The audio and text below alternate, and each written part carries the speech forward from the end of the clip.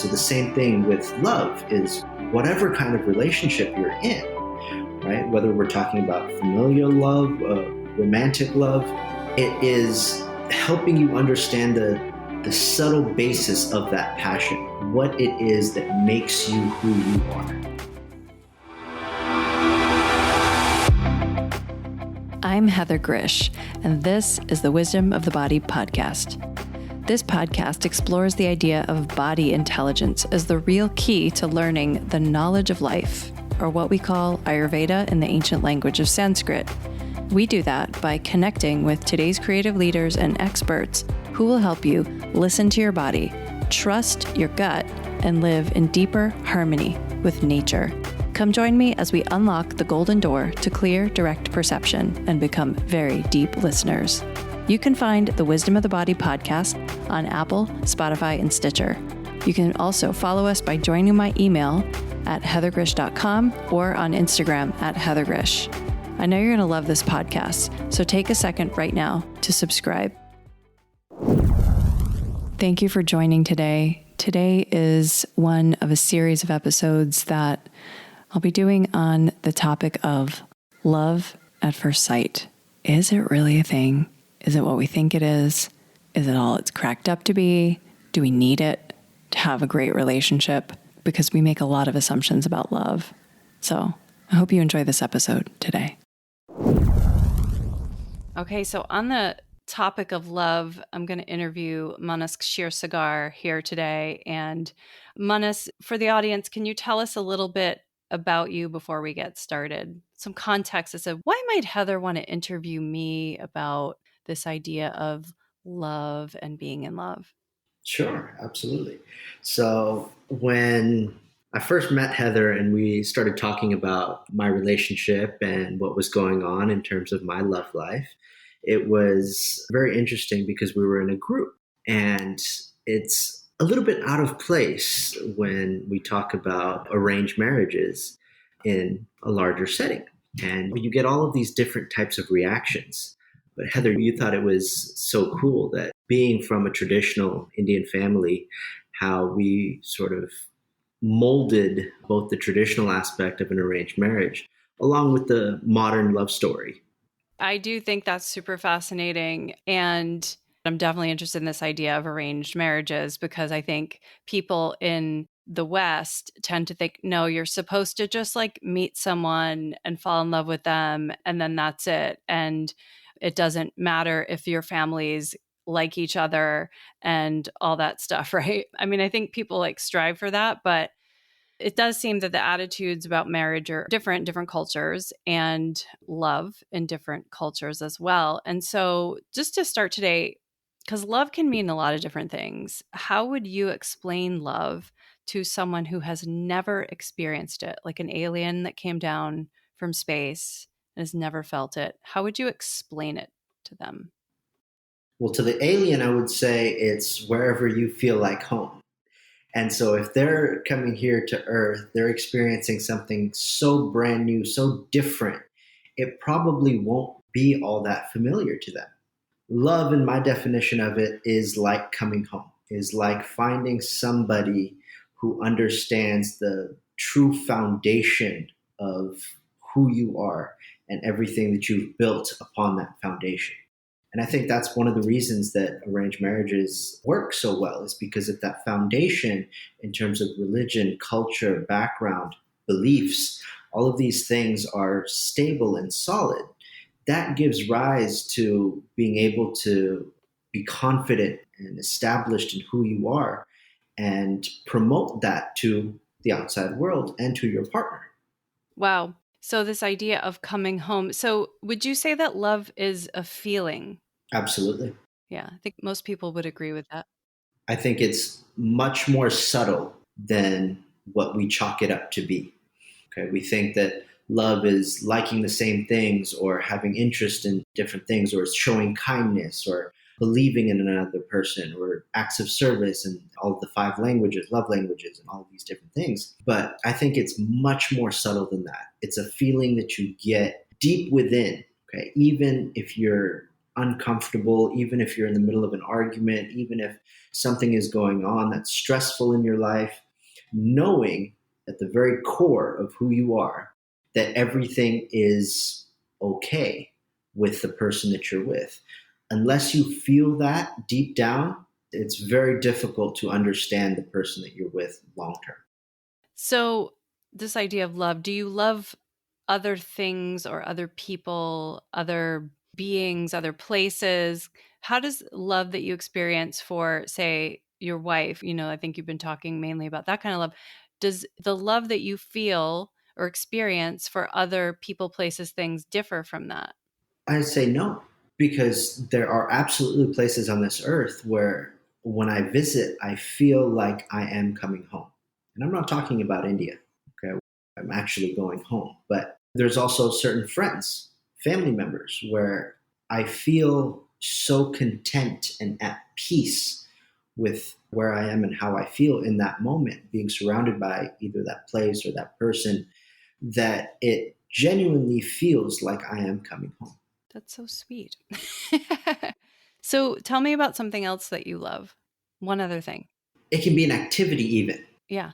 So, for example, sports for me, I come from a big family that is rooted in a lot of different sports, a lot of different physical activities and things like that. And so when you are performing and you are performing exceptionally well, it is a feeling of knowing what you're doing matters. And I think love in that sense is important because everybody likes to feel needed and wanted and appreciated. And so when you're performing, when you're playing sports, for me, it's another form of love that is self care. Okay, I'm doing this for myself because it makes me feel better about who I am. It makes me feel more connected to that home. Does that make sense? Yeah, it does. And then I was wondering, does it make you feel also when you're performing? Because I think a lot of athletes, the really great athletes, not necessarily, I don't know, maybe it is about love. One of the things I've observed about really great athletes is that they feel like they're doing this for something bigger than themselves, even. Like they're on a mission with their sport. Do you feel that too? Do you feel that? Absolutely. Absolutely. The passion is so great, okay, that whether you're hurt, whether there's other things going on in your life, that this is one of those things that helps to unite people. Okay, this is one of those things that helps to connect different backgrounds, whether you're playing basketball or whether you're on a court or a field with other people. Religion doesn't matter, cultural beliefs don't matter, the color of your skin doesn't matter. Everybody is on this journey, this path of trying to play or perform or behave, act at the best of their abilities. And I think passion transcends that. And so the same thing with love is whatever kind of relationship you're in, right? Whether we're talking about familial love, romantic love, it is helping you understand the subtle basis of that passion, what it is that makes you who you are. So, do you believe in love at first sight? Love at first sight. I would say yes. I would say yes. If there's an instant, there's a moment that you feel so connected to a person that it reminds you of who you are deep down and you feel drawn to that person because of that feeling, I would consider that love at first sight. And I don't mean infatuation or lust or just physical attraction, but like I said, a much more subtle, much deeper level of understanding of feeling. So, did you feel that way when you met your wife? No, Like the first moment, the first moment. it was funny actually. I met her parents before I met her. And I was flying in from the States and she was flying in from India. And we were meeting in Dubai. And her parents picked me up at the airport. And we're sitting there at a cafe coffee day, like a Starbucks kind of a thing. And we're so engrossed in our conversation that we don't even realize that she has cleared customs and baggage claim and is walking out of the airport looking for us. And we're just sitting there chit chatting. And that for me felt like home. It was so easy. It was so natural. It was just I felt like I was talking to my parents. And that sort of set the stage for the entire trip and everything that followed afterwards, to where everything that happened between us also just felt so easy and effortless and like it was meant to be. That sounds pretty lucky. Or I don't know, is it lucky, or what do you think is the recipe for that? I don't ask myself that question too much. It's in the stars, right? If you believe in astrology, it's written in the stars. If you believe in synchrodestiny, that's another way to look at it. If you believe in being the captain of your destiny and willing something like this to happen, I've prayed and hoped for love my entire life. And it's one of those things that if you think that you can go out and achieve it and you have more belief in yourself than you do others, that's one way to look at it. Reliance on parents. As you know, my parents and her parents met before we ever did. And all my mother could talk about on the flight home for 18 hours was how much she liked this girl. And so it's a combination of everything. I don't really know the answer to that question. I love that your mom and dad, I love that your mom, it's just so sweet, the story. And it's so different than how, it's like, I want to say it's almost, well, because you had met her online, right? Before you'd actually, okay, because you connected We met online. first Yeah, we met online. online. We've been talking. Then in the physical, though, everybody met in the physical before you did. But you had actually, yeah. And it was just happenstance. Yeah, it was just the logistics of how everything played out. My parents were traveling to India. Her parents were traveling to India. And we hadn't been talking for maybe more than a couple of weeks. And it was just, I said it almost as a joke, but I was like, hey, my parents are going out there. Your parents are going out there. Why don't they meet? Why don't they say hi and introduce themselves? And it might have been a little premature or whatever, but I think it was great. Sounds like it worked. They had a great time. Yeah, they had a great time. So you met online. So let me ask you this, because so many people are dating online today and meeting online. And it's not something I'm familiar with, even though a lot of people in my generation are. Do you think that people can fall in love meeting online? Like in those moments before you met, would you say that there was love? No, no. There was attraction. Obviously, she's very smart on paper. She checked all the boxes. She's beautiful. So physical attraction, I was sure it was going to be there. But I wouldn't call it love. It was more curiosity. Right? We were talking odd hours of the day. We were in different time zones, and it was either early morning for me, late nights for her, whatever it was. And so even the conversations themselves weren't all that deep. We're not trying to solve philosophical questions of the universe here. We're just trying to get to know each other. And so the sort of superficial nature of those first couple of weeks tends to be, you're still very much guarded, if that makes sense.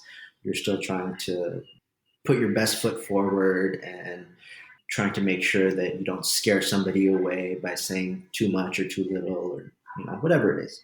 And so I wouldn't say that I was in love the first time I saw her photo or the first time we talked on the phone. So what advice would you have for people who do online dating? Because it feels like a lot of people kind of get caught in it and don't end up developing more established relationships from this idea of like they're dating a lot of people. Or what kind of advice would you say to go from this online dating to love? Skip the intro questions. Skip the what's your favorite color? What's your favorite type of food? Forget all of those questions and get down to the why you do what you do. Okay? Why is it that you feel the need to help others? Why is it that you feel drawn towards a specific person or a specific career?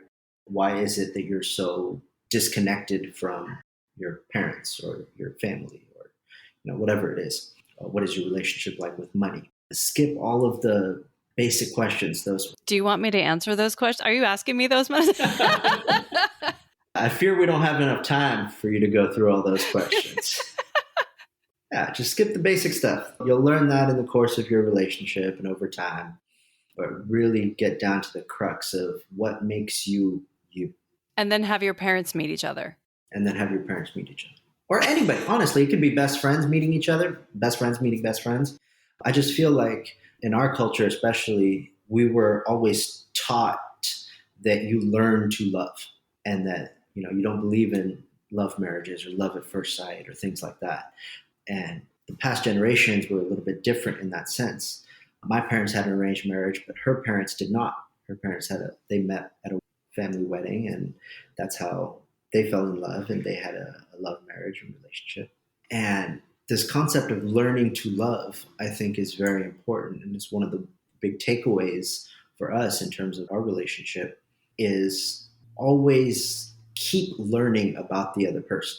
Sometimes we start getting into a rut and getting into a routine and sort of the mundane, just day-to-day activities, but it's very important for both people to keep evolving, keep learning and growing, especially about each other.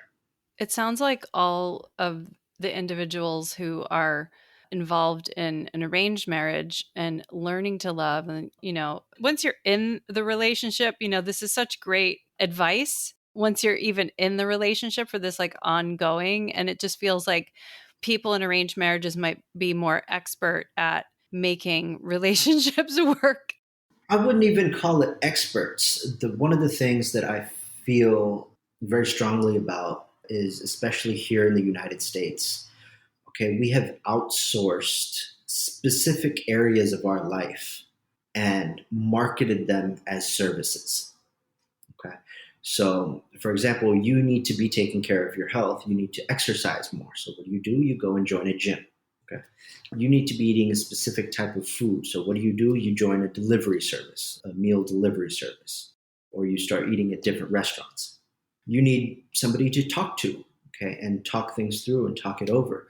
What do? You go to a therapist. And all of these different things are outsourced out of our lives and given to us as different services. Mm-hmm. And then we have to make sure that we have enough time to go to the gym, enough time in our schedule to go see a therapist, enough time to make sure that we're eating healthy and cooking healthy meals and all of these things. Whereas in most ancient cultures, the community aspect is so powerful that it's okay for you to sit down and have a 2-hour lunch with somebody and just talk about anything and everything. And it's cathartic in that sense, where things like walking and biking are ingrained into the daily commutes.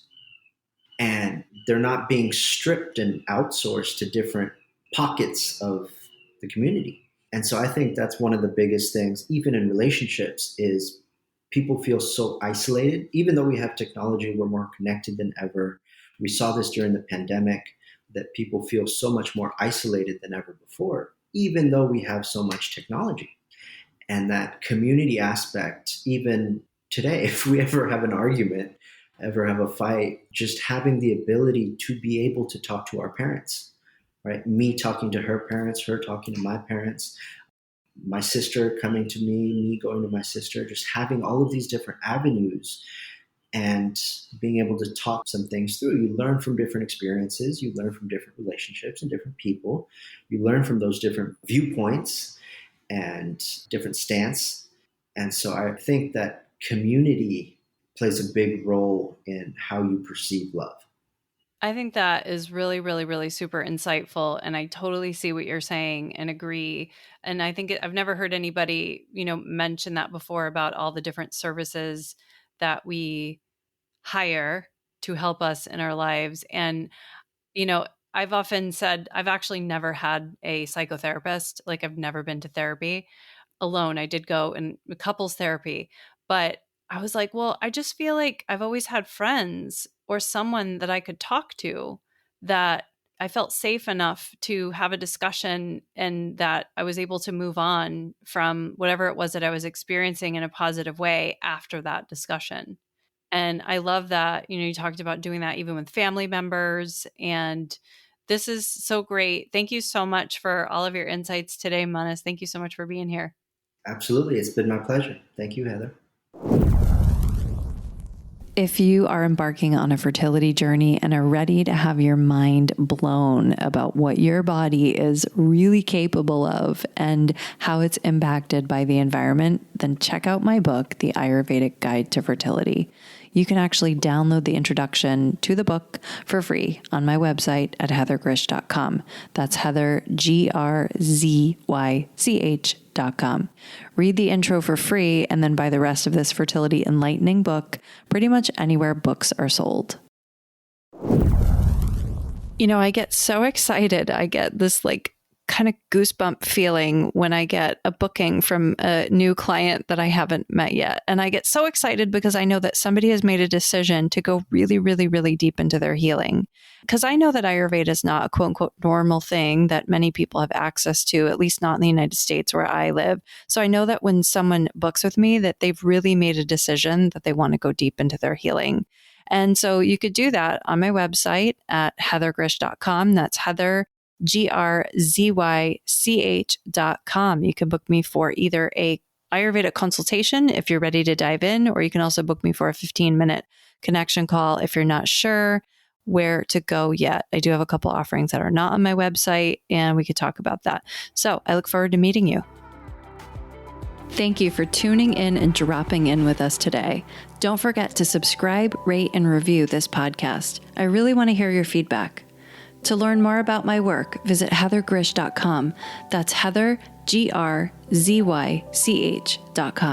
And meet me here next time on The Wisdom of the Body.